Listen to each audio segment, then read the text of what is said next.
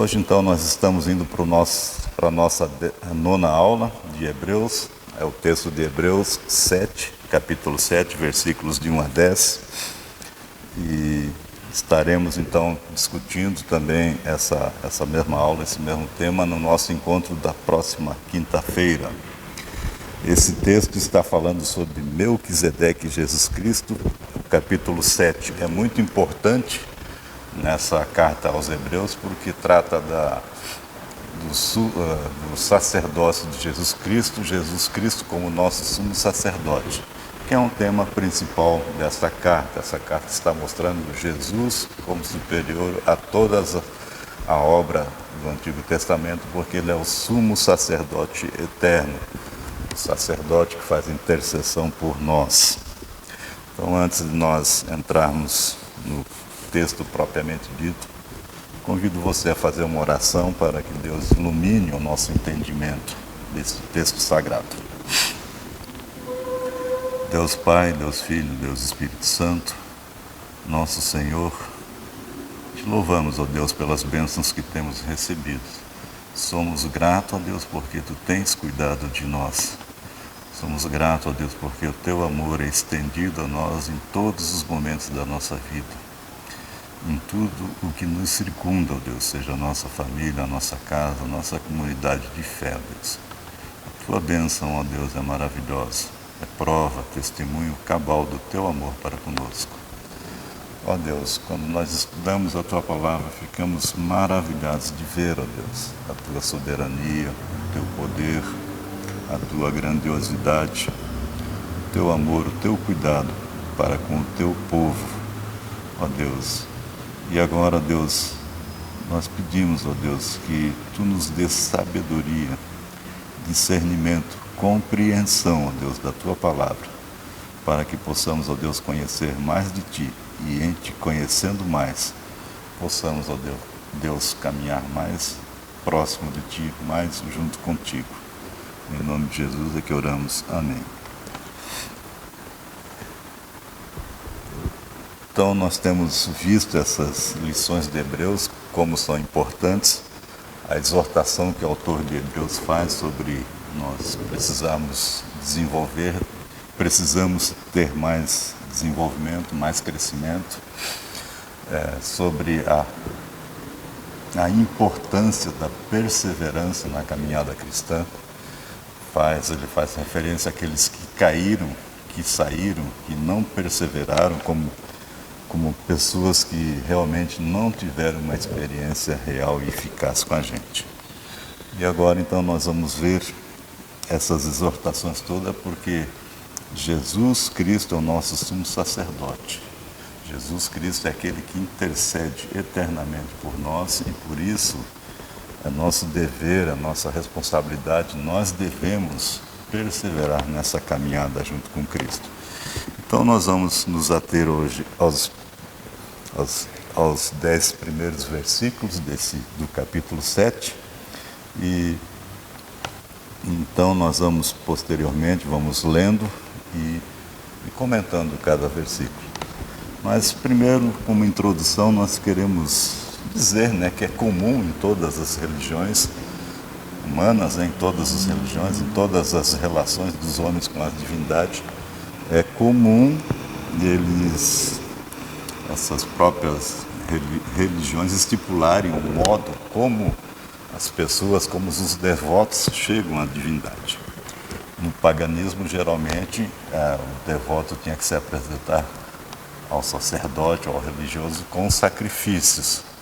Mas esses sacrifícios normalmente era para que a ira, a raiva da divindade fosse aplacada. Então as religiões estipulam como deve ser feita a aproximação ou a presença do devoto junto à divindade. No Antigo Testamento, Deus também estipulou que os sacerdotes da linha de Levi, sacerdote da tribo de Levi, essa classe sacerdotal, então, através dessa classe, através dos sacerdotes dessa linhagem, os homens se chegassem a Deus. Esse sacerdote era para intermediação. Também se apresentavam os filhos de Deus, também se apresentavam com sacrifícios, mas não para aplacar a ira de Deus, que não é, porque Deus é Deus de amor, Deus de paz. Mas eles traziam sacrifícios como gratidão pela proteção, pelas bênçãos recebidas de Deus. E também traziam sacrifícios como símbolo de seu arrependimento, sacrifícios para o perdão dos seus pecados. Tá? Então apresentava isso ao sacerdote no ofício religioso. O autor da carta de Hebreus vem mostrar que Jesus é o sumo sacerdote eterno. E quando ele fez o sacrifício, cumpriu o plano, o propósito de Deus de ser o sacrifício, ele mesmo, sacerdote sacrifício, aboliu então essa necessidade do sistema sacerdotal como nós vimos no Antigo Testamento. Como nós vimos no Antigo Testamento, aquela intermediação feita através dos sacerdotes da tribo com origem na tribo de Levi. Por quê? Porque Jesus fez definitivamente aqueles sacrifícios, aquela intermediação que era feita pela tribo de Levi, que eram renovados, que eram feitos anualmente, sempre, constantemente. Jesus fez de uma vez por todas ao ele romper o véu do santuário, entrar no santuário e não precisa mais realizar todo aquele ritual, porque Jesus fez por nós definitivamente. Então o capítulo 7 vai nos mostrar isso. Jesus é o sumo sacerdote de nós, os cristãos, e mediador entre Deus e nós.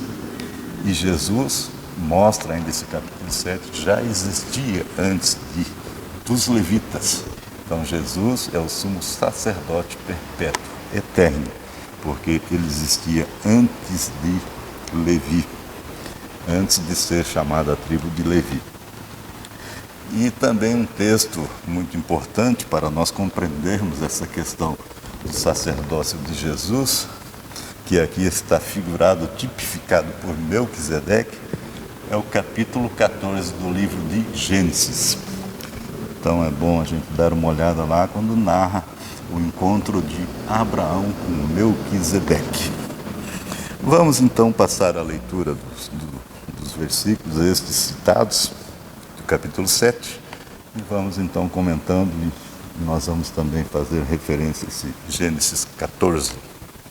O primeiro versículo diz assim: porque este Melquisedeque, rei de Salém, sacerdote do Deus Altíssimo, que saiu ao encontro de Abraão quando voltava da matança dos reis e o abençoou. Então veja, tem duas expressões aqui que a gente chama a atenção da gente, dizendo que Melquisedeque, que era rei de Salém, era sacerdote do Deus Altíssimo. Veja que está falando antes de existir Levi, está falando do tempo de Abraão. Já existia esse sacerdote chamado Melquisedeque, que era rei de Salém, uma cidade que posteriormente veio a ser Jerusalém. Este saiu ao encontro de Abraão e o abençoou.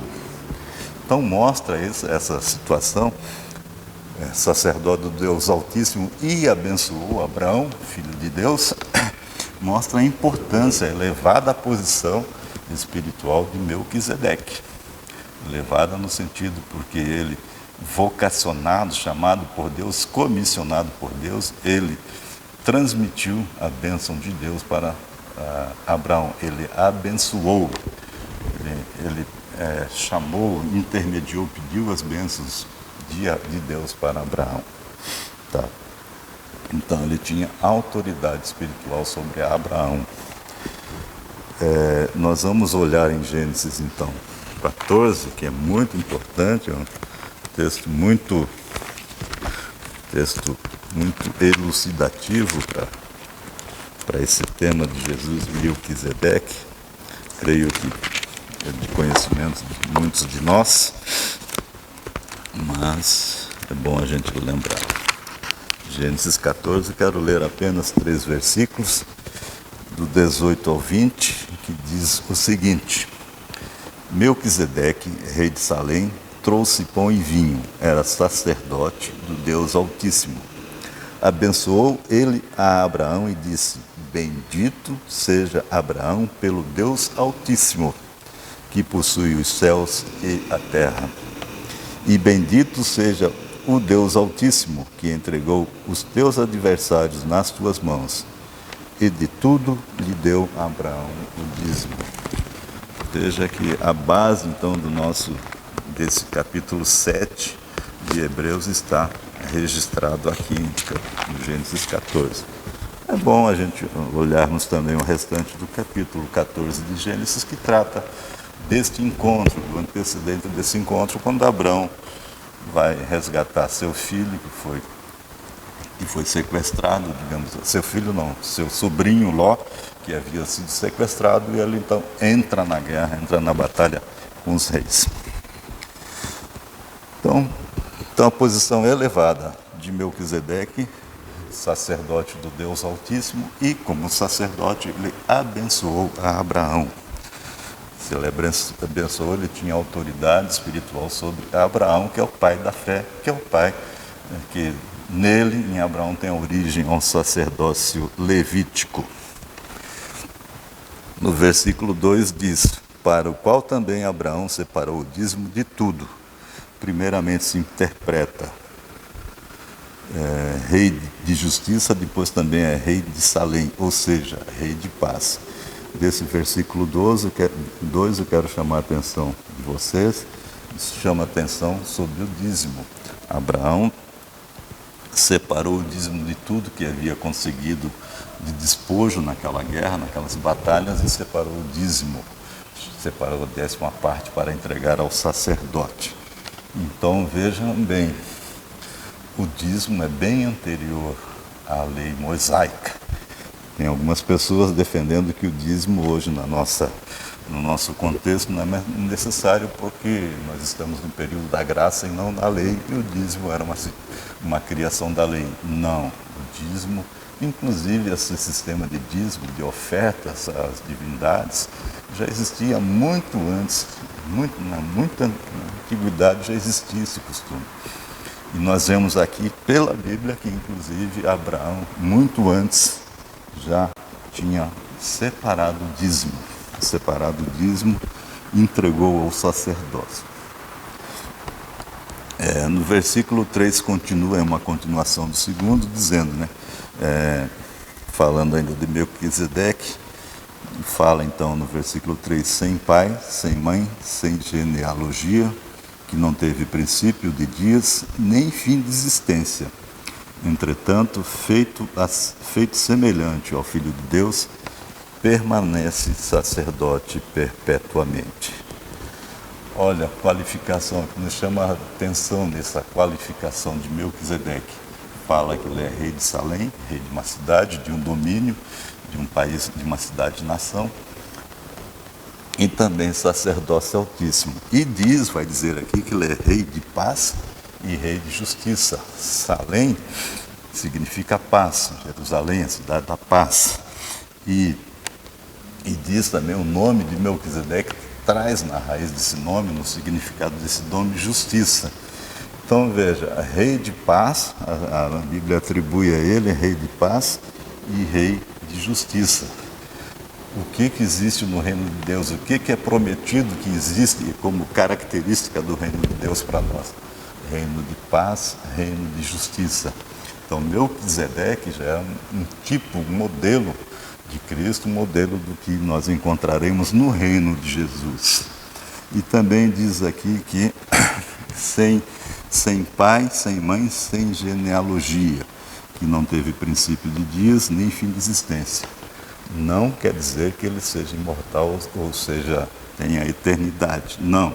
A Bíblia não registra a sua genealogia, mas a Bíblia diz que ele era rei de Salém, portanto, um homem como nós. Teve início, sim, início de dias, início de fim, mas não se registra. Por quê? Porque ele é um tipo de Cristo.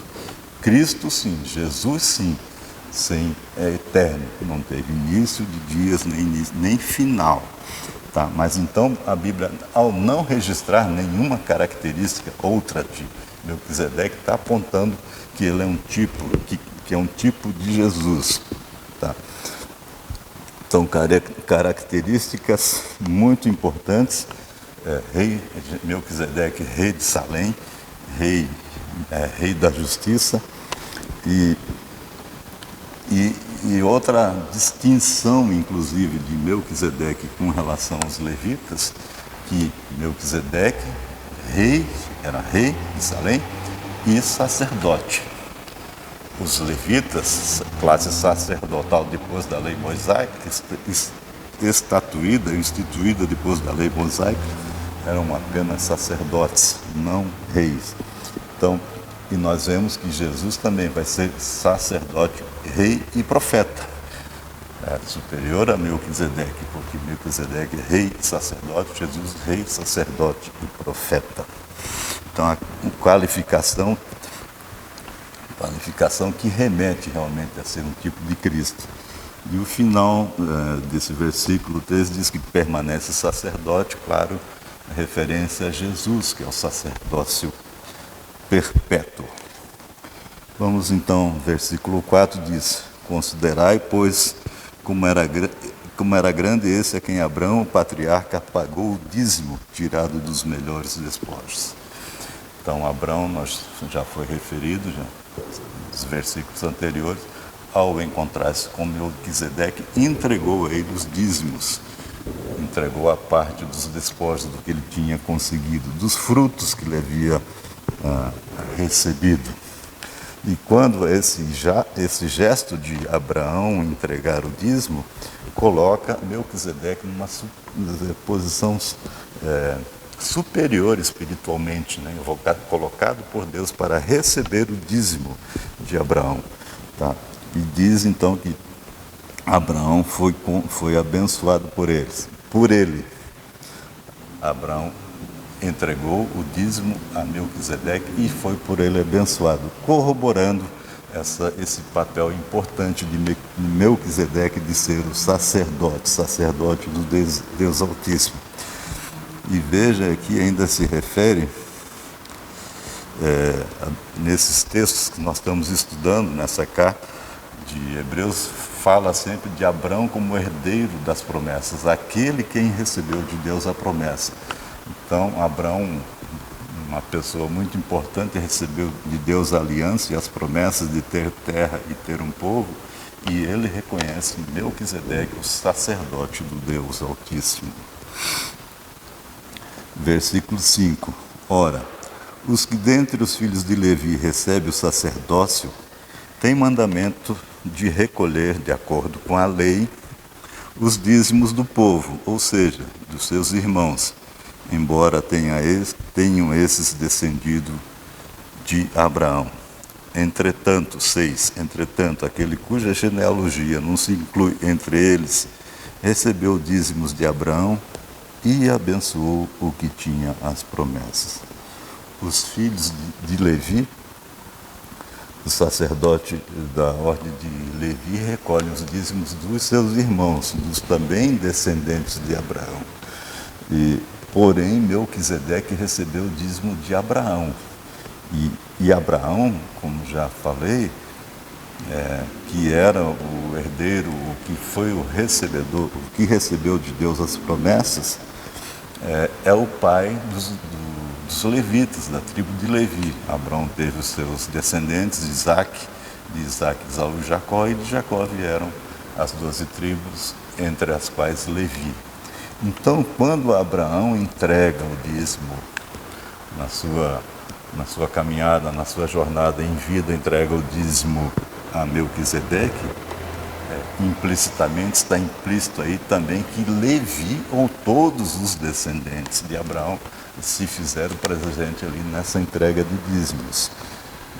E eles recolhem, os levitas recolhem de seus irmãos, mas através de Abraão, eles estão representados em Abraão, eles também espiritualmente recolheram esse dízimo a Melquisedeque, entregaram esse dízimo a Melquisedeque. Então, isso tudo mostra a importância de Melquisedeque como sacerdote e apontando para Jesus, que é um sacerdote da ordem de Melquisedeque e não da ordem de genealogia. Desculpe, não genealogia, mas da ordem de Levi. Versículo 7. Evidentemente, é fora de qualquer dúvida, que o inferior é abençoado pelo superior. Lógico, Melquisedeque, sacerdote, vocacionado, separado por Deus para ser o sacerdote e a fim de abençoar os filhos de Deus, por ordem de Deus. Então ele, espiritualmente, ele tem uma posição mais elevada, porque ele abençoou Abrão. Então o inferior, no caso Abrão, que é filho de Deus, também tem importância como nós, mas no princípio, como devemos reconhecer a autoridade instituída por Deus, somos abençoados pelos sacerdotes, no nosso caso Jesus Cristo, e aqui neste caso específico Melquisedeque abençoa Abraão, Abraão recebe a bênção. Versículo 8. Aliás, aqui são homens mortais os que recebem dízimos, porém ali aquele quem se testifica que vive. Então, a ordem levítica, sacerdotal levítica, homens mortais, aqui referido como homens mortais, eram homens que ocupavam a função sacerdotal durante a sua vida, durante seu período, e posteriormente, no seu falecimento, vinha um outro da mesma família, da mesma genealogia, da tribo de Levi, e ocupava o seu lugar. Então, isso continuamente iam se sucedendo. Melquisedeque, ao se falar que não tem início de dias, nem fim, que apontava para Cristo, é eterno. Não existe como Jesus, nosso sumo sacerdote, não existe outro. Ele é o único sacerdote, diferente de Levi. Vários sacerdotes que saíram da tribo de Levi, morria um, vinha outro, vinham os descendentes, até a consumação desse ofício, desse sacrifício sacerdotal que se deu com a morte expiatória de Jesus. Interessante também a gente observar que quando se fala de Melquisedeque como um sacerdote diferente e superior da ordem levítica, está dizendo que Melquisedeque não vem de genealogia, não ocupou o sacerdote por pertencer a uma família, por ser descendente de alguém, de um outro sacerdote. Diz só que é sacerdote do Deus Altíssimo, nem se refere à sua família. Diferente da classe sacerdotal levítica, que só podia ser sacerdote se fosse descendente da tribo de Levi. Então, e no 9 e 10 nós vamos ver, e por assim dizer, também Levi, que recebe dízimos, pagou-os na pessoa de Abraão, porque aquele que ainda não tinha sido gerado por seu pai, quando Melquisedeque saiu ao encontro dele. Então, indiretamente, na pessoa de Abraão, no seu ancestral, Levi pagou também, ou entregou indiretamente, simbolicamente entregou os dízimos para Melquisedeque. Porque Melquisedeque, ao receber os dízimos de Abraão, recebeu de Abraão e da sua descendência, e Levi ainda não havia sido gerado, evidentemente, porque Levi filho, neto, bisneto de Abraão. Tá. Então esse texto aqui está nos mostrando essa questão que Melquisedeque representa um tipo, é um modelo que Jesus foi a realidade, a perfeição. A realidade, não modelo, não símbolo, foi Jesus, é Jesus, o nosso sumo sacerdote. E algumas características de Levi, de Melquisedeque, então apontam para isso, para o que Cristo é efetivamente. E essas características que referidas de Melquisedeque não se encontram na tribo de Levi, no sacerdócio da ordem levítica. E algumas coisas desse texto nos fazem pensar. Então, quando o autor está falando que Jesus é o sumo sacerdote eterno, permanente, ele quer dizer que aquela ordem sacerdotal de Levi E todos aqueles rituais que esses sacerdotes faziam para fazer a intermediação entre o Filho de Deus e Deus, deixaram de existir através quando Cristo morreu na cruz e foi o nosso sacrifício. E ainda hoje a gente, então, todos aqueles rituais, aqueles costumes que eram símbolos, deixaram de existir, não tem mais necessidade. Não é que deixaram, mas não tem mais necessidade. Mas ainda hoje, igrejas cristãs, até igrejas reformadas, querendo observar alguns rituais judaicos, que, a não ser a sua importância cultural para nós, mas não tem importância espiritual mais nenhuma, porque tudo está realizado em Jesus. Então tem muitas igrejas usando o sacerdote, o pastor usando o kippá, aquele chapeuzinho, o candelabro, querendo fazer festas judaicas como no Antigo Testamento. Alguns até querem fazer bênçãos ou fazer ofícios de costas voltado para o público, de frente para o altar e de costas para o público, que eram práticas do Antigo Testamento que não tem consistência, não tem importância mais para nós, porque a importância nossa é que Jesus é o nosso sumo sacerdote. Uma das coisas que nós comentamos, que é importante nesse texto, que o dízimo não é uma questão de lei, é uma questão de confiança do povo de Deus em Deus, e é muito anterior à lei. Uma outra lição que nós temos desse texto é que Deus sempre tem o seu remanescente fiel. Quando não se falava em mais nenhuma pessoa temente a Deus, nesse período não há registro, nós vemos que Deus tem um povo, um remanescente dele, e Melquisedeque representa esse remanescente. Mesmo que não há referência ali do início de Gênesis até Abraão, as referências são que o povo foi cada vez mais se perdendo, mas Deus manteve, Deus tinha um sacerdote seu, um sacerdote do Deus Altíssimo, um sacerdote que tinha as suas qualificações, as suas peculiaridades espirituais de caminhar com Deus, de ser salvo por Deus ou de pertencer a Deus. Outra coisa que nesse texto nós vamos ver implicitamente que é a importância da gente estudar a palavra de Deus, a importância de conhecermos a Escritura. Pois o autor desenvolveu todo esse raciocínio, todo esse conhecimento, ele chegou a todo esse conhecimento que Jesus, Cristo, é o sacerdote eterno, segundo a ordem de Melquisedeque, querendo apontar para que Jesus, como sendo da ordem de Melquisedeque, é superior ao sacerdócio levítico.